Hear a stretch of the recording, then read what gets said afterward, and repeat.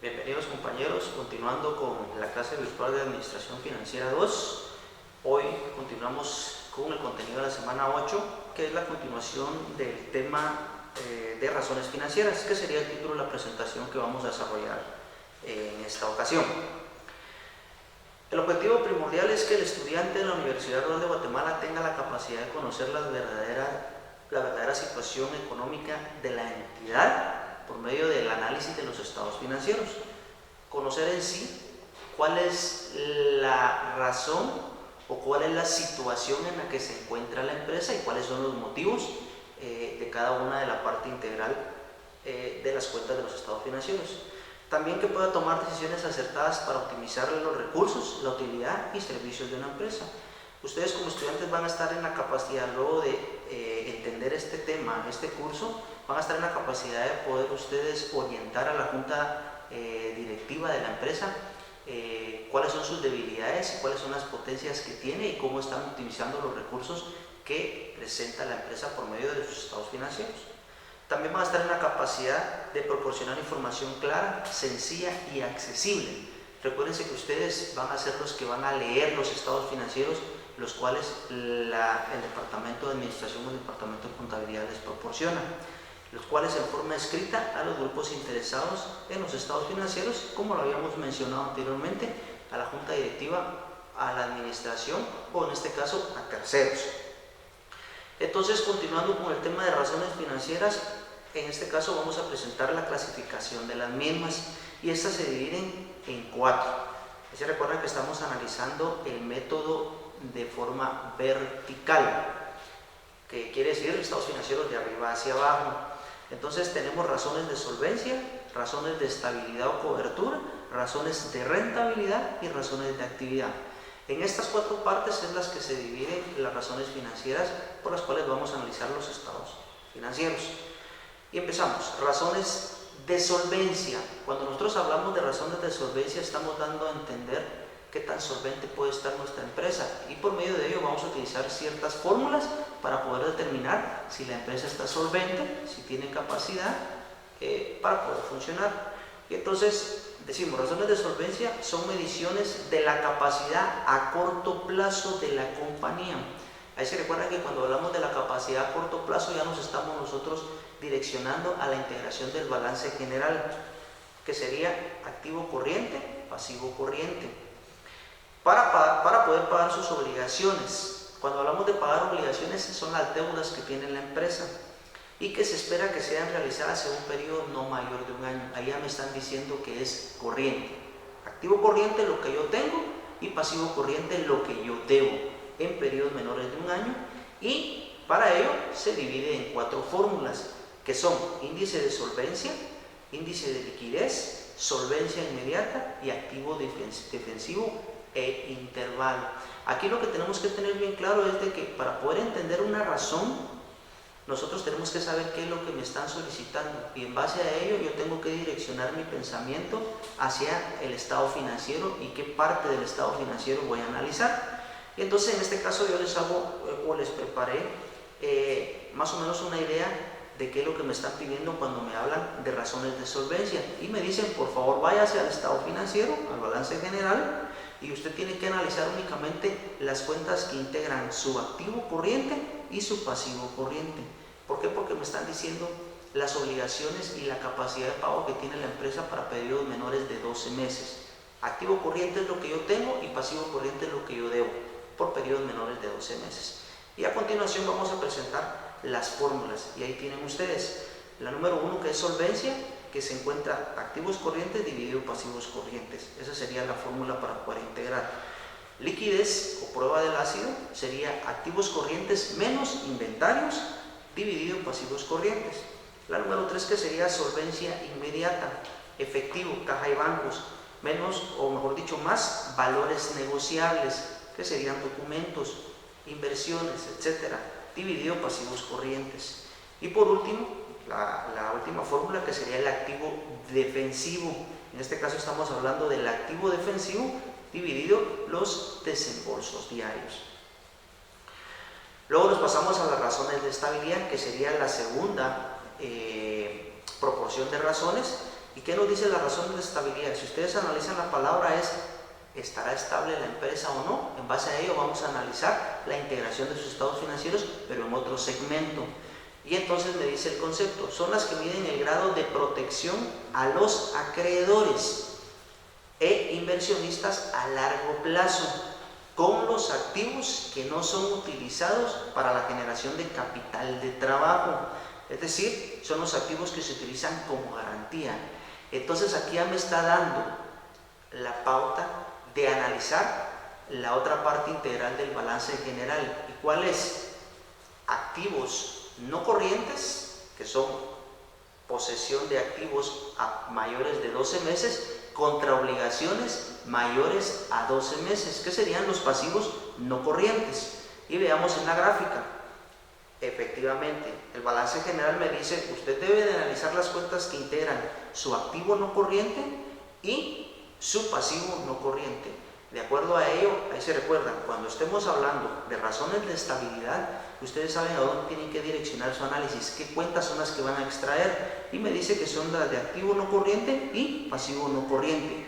Y dentro de ella tenemos las siguientes fórmulas: estabilidad, activo no corriente, entre paréntesis me colocan activo fijo, dividido pasivo no corriente. Inversión de activos fijos, patrimonio, es parte de otra posesión que yo tengo contra activos fijos. Propiedad, siempre patrimonio y activos totales. Endeudamiento, que sería pasivos totales y activos totales. Solidez o liquidez, activos totales y pasivos totales. Y cobertura financiera, la utilidad antes de gastos financieros y gastos financieros.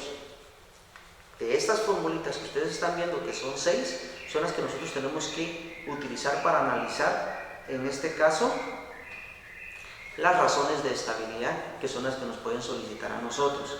Lógicamente todo esto lo vamos a entender cuando ya estemos trabajando un caso práctico. Aquí lo que les estoy proporcionando es una orientación, una idea de cómo poder ustedes aplicar sus fórmulas, porque en los ejercicios no les van a decir qué fórmulas utilizar, simplemente su análisis debe de estar en la capacidad de poder determinar qué fórmulas aplicar para poder armar los estados financieros. Nos vamos a la tercera integración, que serían las razones de rentabilidad. Entre paréntesis les coloqué productividad, porque ya ustedes tienen que tener una idea. Cuando hablamos de rentabilidad, ¿qué quiere decir? ¿Me está funcionando el negocio o no me está funcionando? Y en este caso, en el contexto me dice, mide el éxito o fracaso que tiene la empresa. Estoy vendiendo bien, estoy generando utilidad, mi producto es correcto. Entonces ustedes ya se están direccionando a una parte del estado financiero.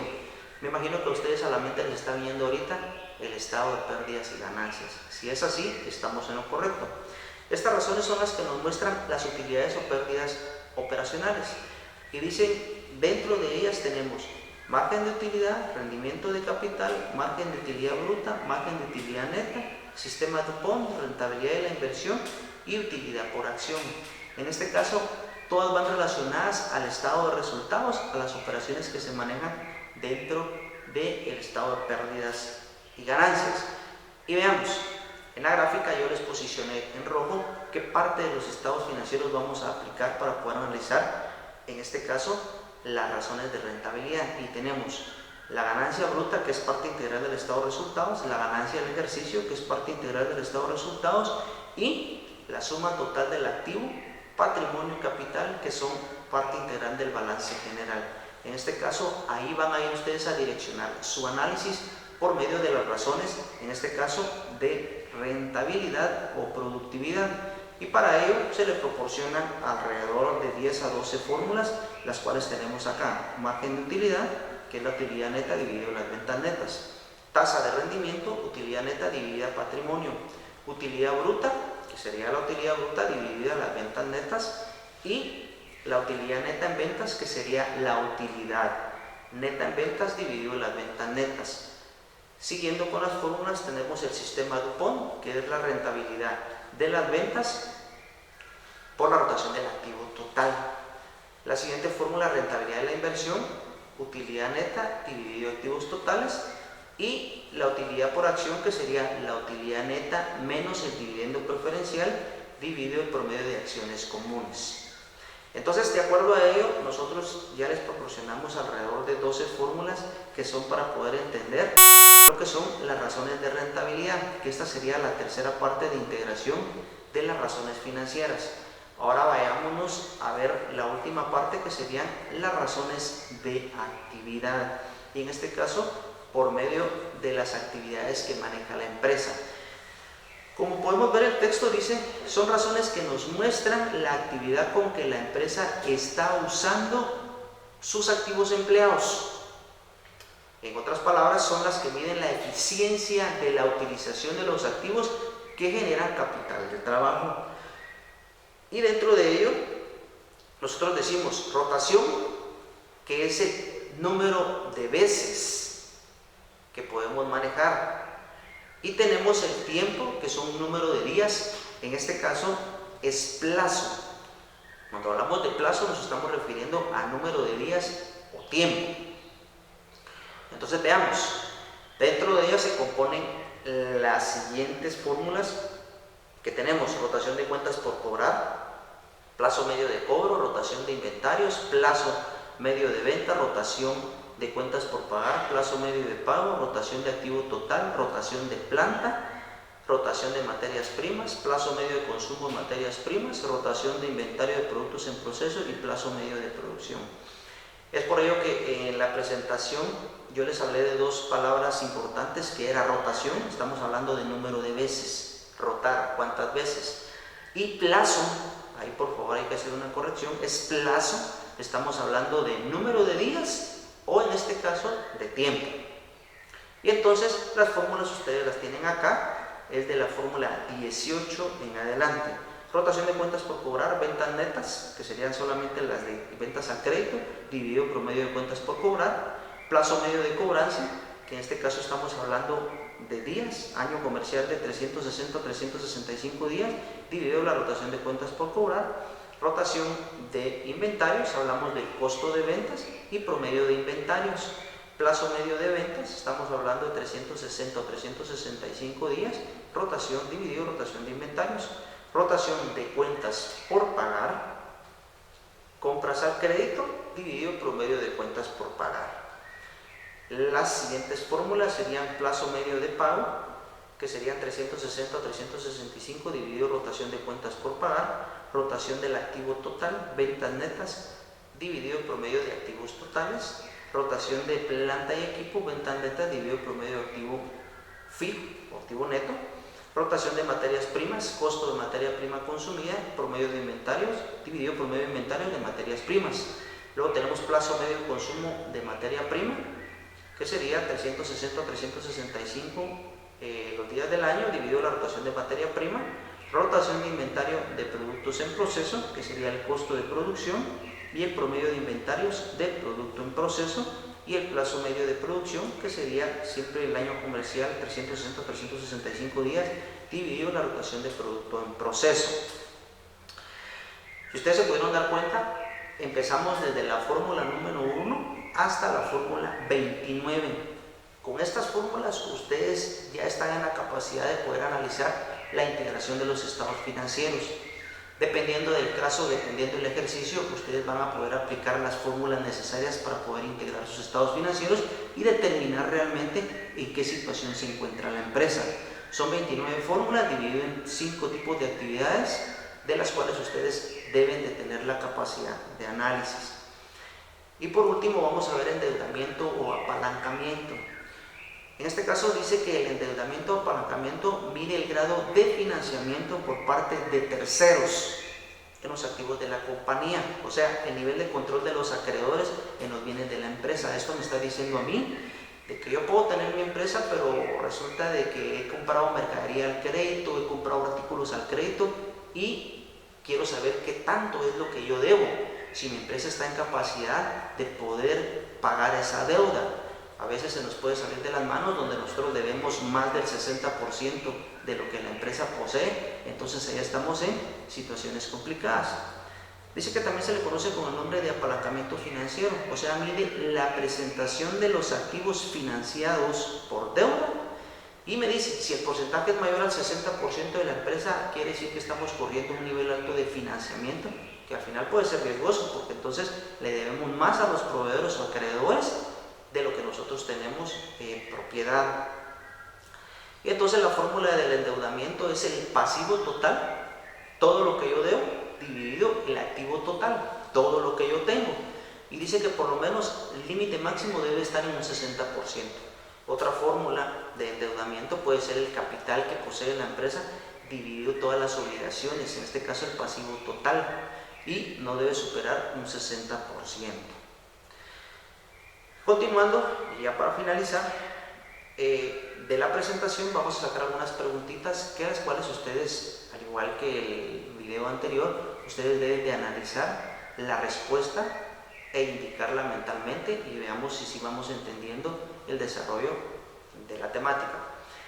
Y dice, preguntas 8.1. La capacidad a corto plazo de la compañía para pagar sus obligaciones es solvencia inmediata, liquidez, razón de solvencia o razón de estabilidad. La capacidad a corto plazo de la compañía para pagar sus obligaciones, ¿qué me dice? Pensemos.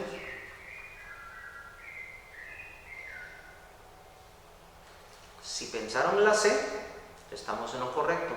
Es razón de solvencia.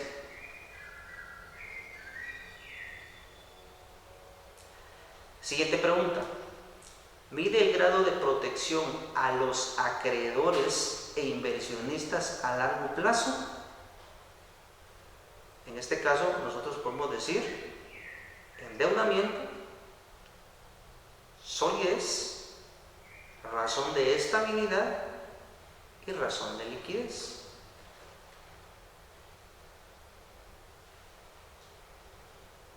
Mide el grado de protección a los acreedores e inversionistas a largo plazo. Si pensaron la C, estamos correctos, razón de estabilidad. Siguiente pregunta. Mide el grado de financiamiento por parte de terceros en los activos de la compañía. A, rotación de cuentas por pagar. B, apalancamiento. C, endeudamiento. Y D, tasa de rendimiento. ¿Cuál sería la respuesta correcta?